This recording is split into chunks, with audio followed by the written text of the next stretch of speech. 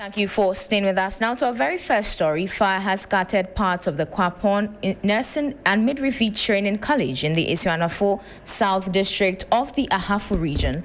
Personnel from the Ghana National Fire Service were called in around 7 a.m. to battle fire flames that have engulfed one of the school's dormitories, forcing students to run for their lives. Now, teams from the Ghana National Fire Service and National Disaster Management Organization are on the ground assessing the situation, investigating the cause of the blaze, and providing support to the affected students. Preliminary findings suggest that the fire started in one of the rooms on the first floor of the dormitory block and spread to 6 adjoining rooms, destroying roofing sheets, furniture, books, bedding, and other personal belongings. Now, at the moment, no casualties are recorded, but several students have been displaced as investigation continue into what triggered the incident. NADMO officials say their focus now is on evaluating the extent of the damage, coordinating relief efforts, and reinforcing safety measures across the campus. Now, let's speak to the Ahafo Regional NADMO Director, Gabriel Edu-Bonsu, for more details. Sir, good afternoon. If you can hear me, what preliminary assessment has NADMO made regarding the extent of the damage at the Kwapong Nursing and Midwifery Training College? Good afternoon, my dear sister. It's true. In one of the communities known as Kwapong, under Ashanti South, Ashanti South District. This morning, we got a call that there's a fire outbreak. And lo and behold, when we got there, fire service were there. And I can attest to it that there were 2 fire tenders. And in any case, they've been able to bring the fire under control. But as I speak with you, the cause of the fire is under investigation. We are yet to come up with what caused the fire. And unfortunately for us, it has affected almost about 150 students. All the 150 students. And all their beddings, their clothing, their certificates, their books, and others are all bent. So, and indeed, the district chief executive is with us, the fire service officers are with us, police are with us, and the school authorities, they are all cooperating. So as I speak to you, all the students, they've been displaced. Our major priority now is to get them a place to put their head and at least counsel them, when fire breaks up like this, and then work on them. And in so doing, we've arranged that we meet all the authorities concerned, the regional minister, fire service, the school authorities, the district chief executives, and we NADMO. So in the course of the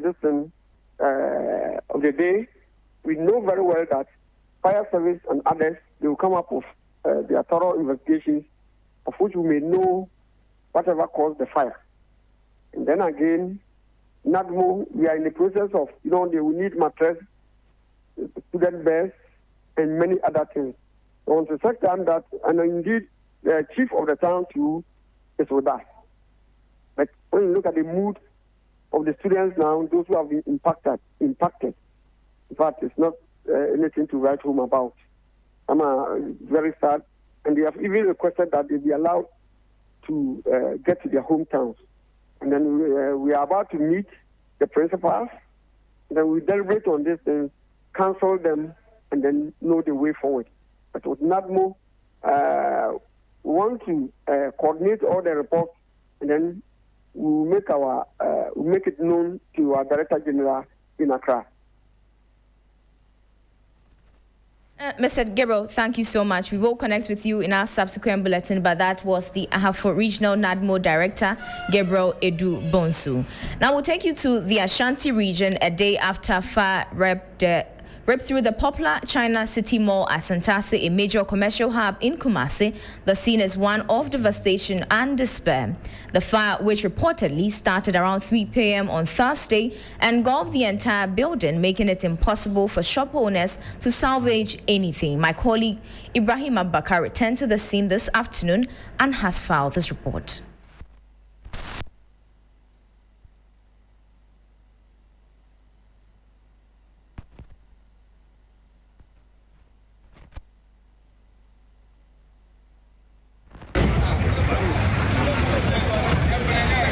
So almost 24 hours after fire swept through the China City Mall here at Santasi in Kumasi, the air at the scene is still thick with smoke.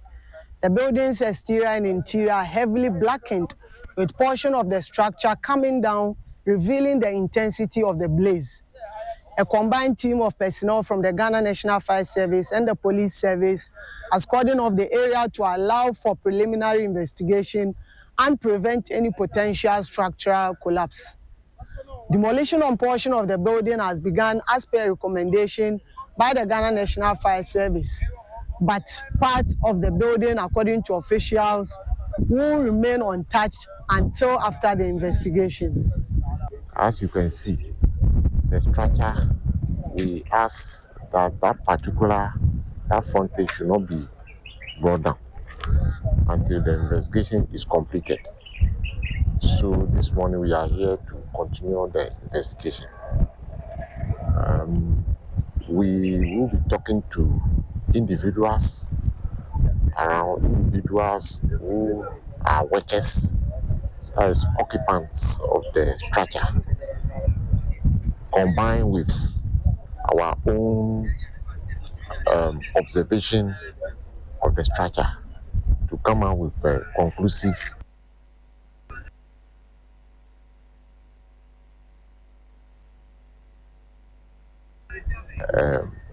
probable cause of whatever it is. While the official cause of the fire is yet to be determined, initial speculations point to a possible electrical fault. The incident has sparked conversation about fire safety compliance in commercial buildings in the city. I tell you honestly, it looks as if we are not taking fire safety measures very serious. Even if you are taking it serious, many organizations do not make them as a management issue. Many don't want to make it management issue because it involves funds. All over the world, fire safety is very expensive. But you shouldn't therefore compromise on it. We should take it very serious. Ibrahim Abubakar, TV3 News, Kumasi.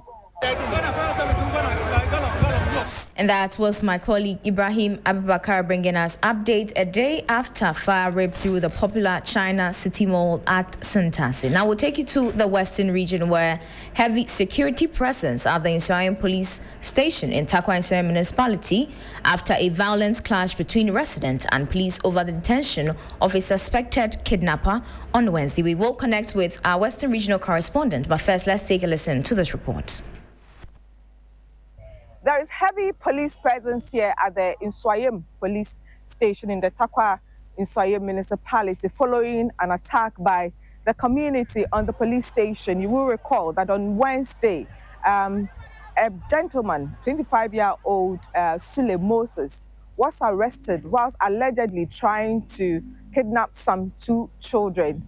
And even though the person was arrested and brought to the police station, the community did not agree with the police when they were asked to wait for further investigations leading to the attack. And the agitated community, which demanded the release of the alleged kidnapper, blocked the road leading to Takrady, burning tires and prevent anybody from entering, and pelted stones at the police station, police personnel on the ground. All that they were demanding for is the release of the alleged kidnapper. When you come here, you find about 16 motorbikes bent, 2 police vehicles damaged. You understand one has been sent to the head office at Takwa. And you find a lot of stones around. These were allegedly pelted, but the police station has been closed down. The personnel here are just protecting the place, ensuring that they do not return to cause further damage. The alleged kidnapper has been transferred to Takwa, and we understand that some were injured. One has been sent to the Kwapong Regional Hospital for further medical attention. We understand 3 police officers and 4 civilians, and the one who is in a critical condition has been sent to the Kwapong Regional Hospital in Sekandi for further medical attention. We have been speaking to the father of the 2 children. I'm shocked because you see next 2 days, Before I tell you, I discuss about Sasa and no say, Buka Yato. To be better in the who dream about. First, and Uncle Mamuka, this time in the Mamuka. We have been speaking to the assembly member for the area. From this morning, like you are saying, the whole place is calm now. And I don't know what will happen next, but I know my people are calm and nothing will happen. We are only waiting on the police to see how best they can help us so that we know the situation. Well, they have an insight that this will not go anywhere because like we are living in Ghana, you know this, like once it has happened this time, many of us will talk, but from 2-3 days, then we leave the news and nothing will happen. That's why they were demanding for the person so that they will do whatever they like because they. Now we're connecting with my colleague Irama Smith, who joins us on the phone right now from the latest from the police. Irama, if you can hear me, we understand the police is about to issue a release after a major finding. Talk to us about it. Right. So following the incident on Wednesday, the suspect is in police custody whilst they continue with investigations. Now, the latest development is that the little girls were questioned by the police, and it was revealed that they actually requested the said gentleman, that's Sule Moses, to help them cross the street. They went to the gentleman to seek for help to cross the street, and that was what was misunderstood by the shopkeeper who was observing the incident and then raised the alarm, resulting in his being attacked and being sent to the police station and all the other things that happened. So the gentleman was not a kidnapper, but he was approached to help the girls to cross the street. The police station is still closed down. There are 7 people who were injured. You will recall I mentioned that one had been transferred to the Kwapong Regional Hospital. He's still at the hospital, but the other 6 have been released. There are 3 police personnel and then 4 civilians. So 6 people have now been released. Left with 1 civilian at the Kwapong Regional Hospital. I have been speaking to the MCE for the area as well, and he's Ebenezer Kobina. His concern now, he was there when the little girls were questioned, and his concern now is how to get the community to accept the new developments for peace to ensue in the community. Because now, today I have spoken to the father of the case, and the distrust or the mistrust of the police is very high. They don't believe what the police is saying. They don't really trust what the police is saying. So that is there, and the MC is saying he may have to organize some there to try to get the community to accept this latest development. Very interesting development there. But what is the general mood in the community now? The general mood is it's normal. Everything is going on normally, but that mistrust is there. They don't believe what the police is saying. They don't trust what the police is saying. And for the little cases, like everybody is now protective of their children. For schools in the community are now demanding that when you send your child to school, come and pick the child yourself. Don't send anyone to come and pick your child. So basically, they are protecting the little children in the community, and there's a sense of mistrust in the community. They don't trust the police, and they don't trust strangers. Thank you so much, Irama Smith. She's our Western Regional correspondent, bringing us up to speed on some happenings over there. But we'll move now to the Upper East Region, where motivating line of Zamsi Technical Senior High School's anthem, and I read, "Let's fight hard to achieve our aim," has become more than just words for the students in the school in the Bolgatanga municipality of the Upper East Region. Despite these overwhelming challenges they face, students continue to persevere. Meals are taken under a tree that doubles as both a dining and assembly hall due to the lack of proper facilities. The situation has raised serious concerns among students and parents about the welfare and learning environment at the school. Authorities have acknowledged the infrastructural challenges and say decisions and discussions are ongoing to address the problem. Now, if you go onto our Facebook, you'll see live pictures up there of the students at the assembly and having their dining under the trees. Now, our Upper East Regional correspondent, Tanko Muhammad Rabiu, reports that students are calling for urgent government intervention to provide a befitting dining hall and other basic amenities to improve teaching and learning conditions. My colleague now joins us via phone now. Tanko, if you can hear us, how serious is the situation at Zamsi Senior High Technical School, and what concerns are the students raising? Okay, thank you very much. For the past 15 years, students of Zamsi Senior Technical High School take their meals under a tree just closer to the small dining hall that we have. The reason is that the available dining hall is too small that it cannot take the 2,609 student population at stake. So that they stand not even sick, they stand under a particular tree just closer to the old dining hall for their meals to be served. And then the same they use that same tree as an assembly hall for meetings whenever the school authorities want to engage them. There are a lot of challenges compared to the school, which has to do with lack of classroom furniture. You could imagine that female students have to sit on the floor, not even on a cemented floor, but on a bare floor stand. As teaching and learning is going on. So there are a lot of challenges, temptations for the school for and the situation. So when I listened to most of the students were saying that despite these challenges, they will still work hard to achieve their aims as their school anthem stipulated. But have you spoken to some of the school authorities or government, and what are they saying about this? Yes, thank you very much. I was at the school with the PTA association. They saw the situation last 2 years, so they mobilized some little resources to reduce the pressure in the school in terms of the how the students are being served at the school. So they provided some 150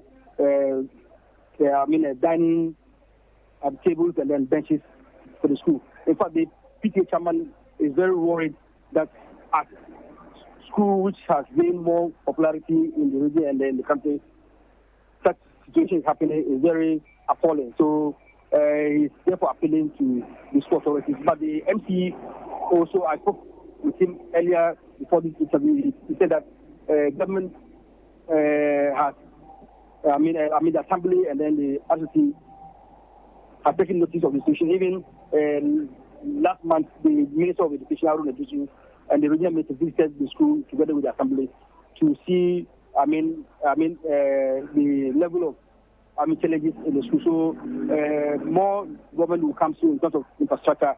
What the MC of Boga told me this morning. Thank you so much. That was our Upper East Regional correspondent, Tanko Muhammad Rabiu. Now, as today marks the end of the Breast Cancer Awareness Month, calls have intensified for regular breast screening exercises as the figures show an alarming rate. A total of 68 breast cancer cases were recorded in the northern region in 2024 alone. Now, we will get more on this development where we connect with our Northern Regional correspondent, Christopher, who will bring us updates on that. But moving on, government has given firm assurance that arrears-owned personnel under the Defunct Youth in Afforestation Program will be paid. Now, the Deputy Minister for Lands and Natural Resources, Yusuf Sulemana, told the Public Accounts Committee that government owes former beneficiaries about 45 million cedis in unpaid allowances dating back to 2023. He explained that the outstanding payments will be made once funds are released, stressing that the ministry is working closely with relevant agencies to resolve all pending financial commitments under the program. Now, the Youth in Afforestation Initiative was introduced to create jobs while promoting environmental restoration, but delays in payment have sparked frustration among former personnel. Okay, so let me go into your Youth in Afforestation program. I can see that for 2022, there was a payment of almost 127 million, and 2023, it reduced to 62 million. I want to understand, as at this year, how much of the arrears do we still have? Because there's been a number of complaints around Youth in Afforestation program. And there's been some bit of complaints coming from a lot of these young people that were involved in that program. The committee wants to know how much of that debt is still outstanding, because if it went down from 127 to 62, it means that you've made significant progress. So can you update the committee on where we are with the Youth in Afforestation program? Honorable Chair, the Youth in Afforestation program commenced in 2018, and it was phased out March 2025. At the time of phasing out the program, we were in arrears of almost 17 months' salaries or allowances, and the amount due was about 45 million. This has been duly audited by government, and we've received assurance that it will be paid in due time. The assurance to the young people, young Ghanaians who were involved in youth afforestation is that the arrears have been audited and that they will be duly paid at the end of the year. Is that the assurance we are getting? Let me put this in context. There's an amount of money that was supposed to be paid in 2023. And I repeat, in 2023, government was supposed to pay this amount of money. Government was unable to pay. And so it rolled on until 2025. And those were excerpts from today's proceedings at the Public Accounts Committee, where government is given a firm assurance that arrears owed personnel under the Defunct Youth in Afforestation program will be paid. Now, as today marks the end of the Breast Cancer Awareness Month, calls have intensified for regular breast screening exercise as the figures show an alarming rate. A total of 68 breast cancer cases were recorded in the Northern Region in 2024 alone.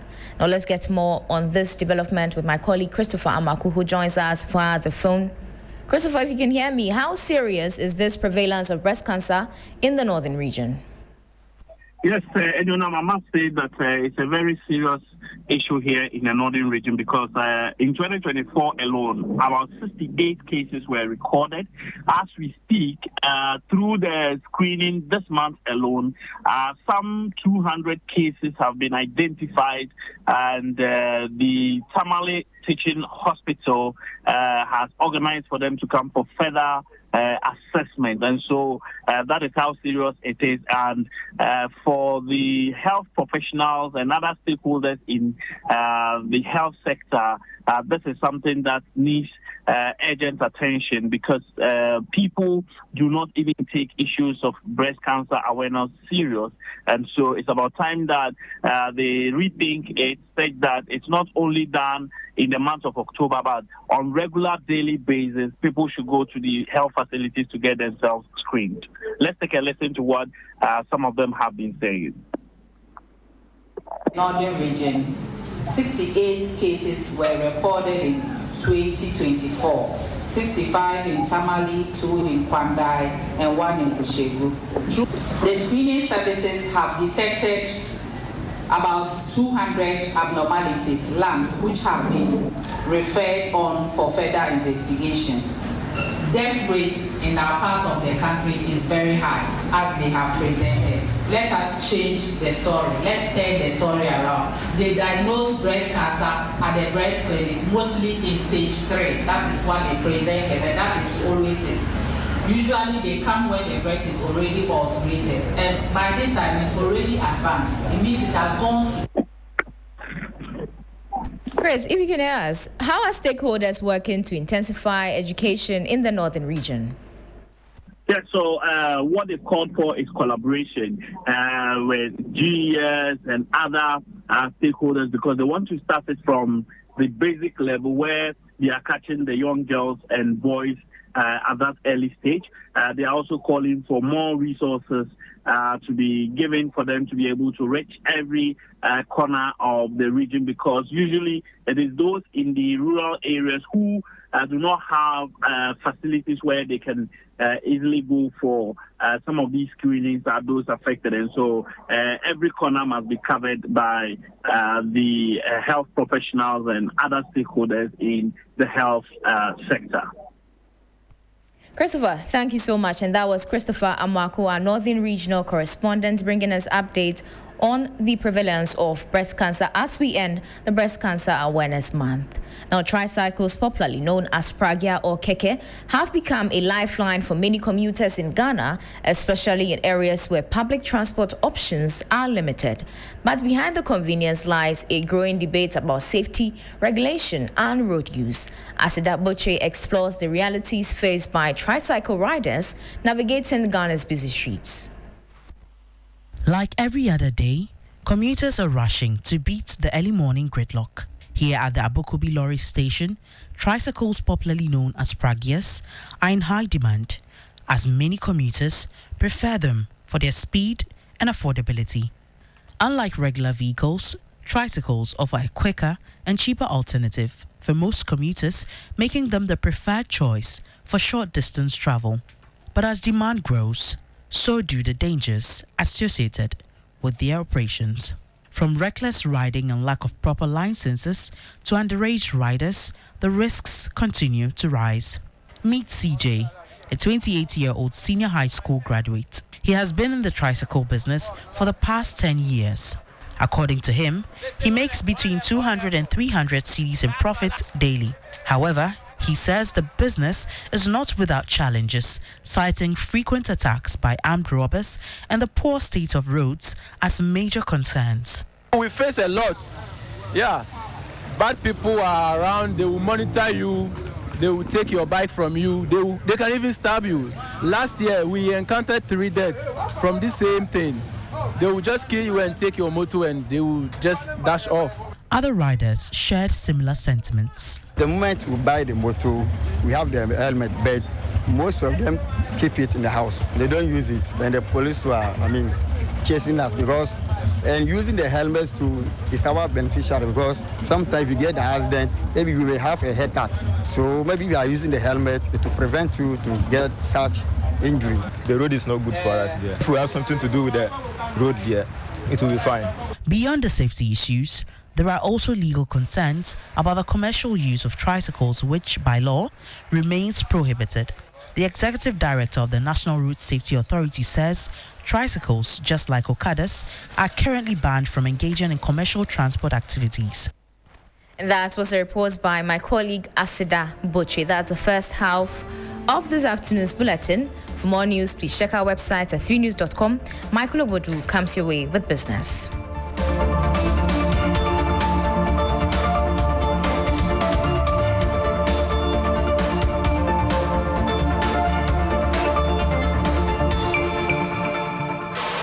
FM 92.7, Urban Lifestyle Radio Station.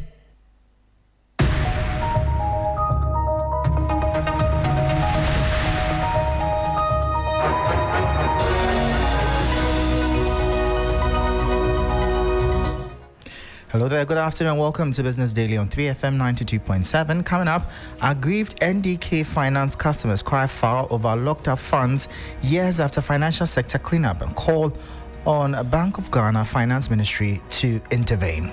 And Ghanaians spent 3.4 billion cedis abroad in 2023 as self-arranged trips dominate outbound travels. We'll hear from government statistician Dr. Al-Hassan Idrisu. We believe for this hotel to get to where we want it to be, we need partners who are deep in the hospitality industry, who can help us scale up this hotel. We'll bring you details of these and many other stories shortly. Please stay.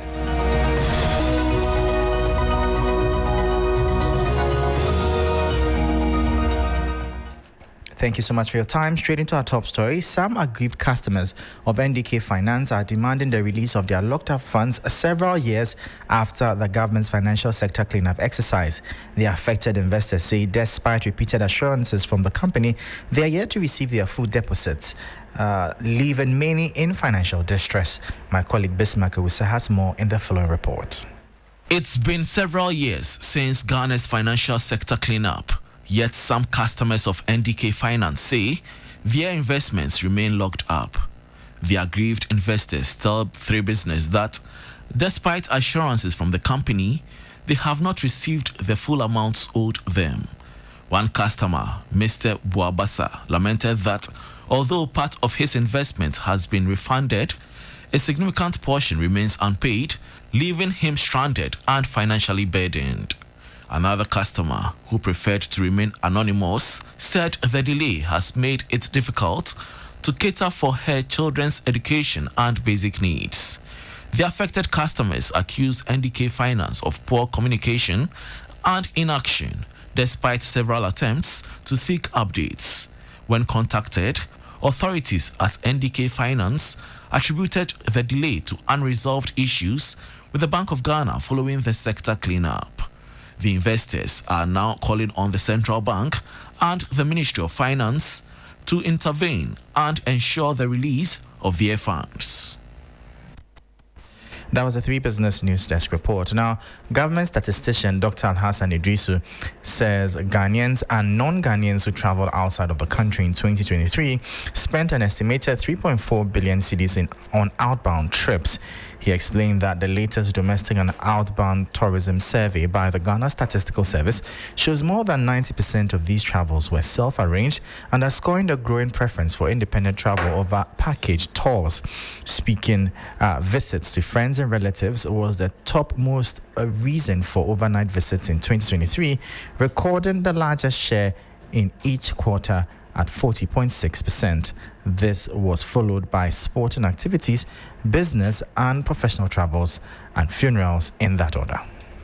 The Ashanti region consistently recorded the highest number of same-day travelers across all the quarters, ranging between 3,000 and 5,000 trips. The Greater Accra region led by a wide margin throughout all 4 quarters, with about 30,000 and 50,000 overnight trips. Government can ensure that we put in place policies to retain a significant proportion of this 4 billion Ghana cedis. We can do that by investing in transport, investing in our airports and hospitality infrastructure so that we can keep more of the 4 billion Ghana cedis in circulation in our own economy. Another thing that can be done is to provide tax incentives to encourage tour agencies to design outbound packages that incorporate Ghanaian services and products. That was government statistician Dr. Al-Hassan Idrisu speaking there. Now, the Institute of Statistical, Social and Economic Research, ISE, has confirmed that government's fiscal consolidation drive remains on track, but expressed concern about the government's rising debt level and limited investment in capital projects that drive long-term growth. According to the Institute's State of the Ghanaian Economy Report 2024, Ghana's public debt rose from 43.9% of GDP in 2013 to around 72% in 2023, before easing to 61.8% by end 2024, reflecting partial debt relief under the ongoing restructuring program. Despite the reduction in debt, ISE noted that capital expenditure remains alarmingly low. capital spending increased marginally by 0.1 percentage points, 2.5% of GDP in 2024, compared to 2.4% in 2023, a sharp fall from 6.9% of GDP recorded in 2010. The country's debt-to-GDP ratio stood at 43.8% as of June 2025.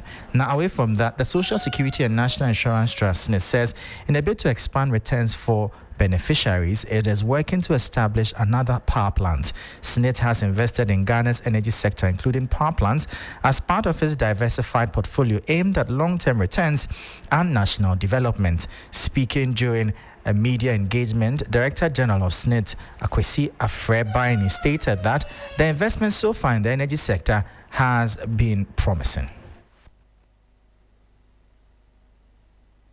That investment has been good, and the value of that investment has more than doubled since that investment was made. 2, we also have a responsibility to be a market player. We are providing power for the people of Ghana.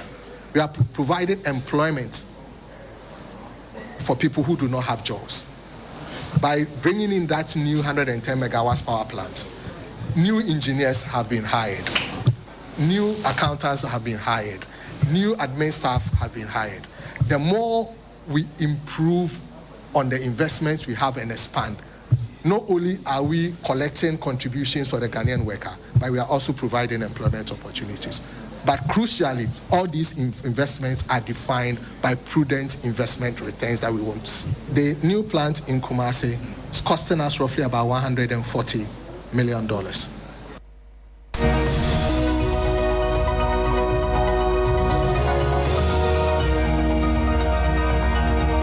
So that was Kwesi Afrɛ-Baini. He is the Director General of the Social Security and National Insurance Trust, SNIT, bringing an end to Business Daily here on 3FM 92.7. For more business stories, please visit our website. It's 3news.com/business. I am Michael Obodu. Thank you for listening. As always, please stay safe. Up next is Urban Blend, and Black Rasta is on standby. Please stay tuned.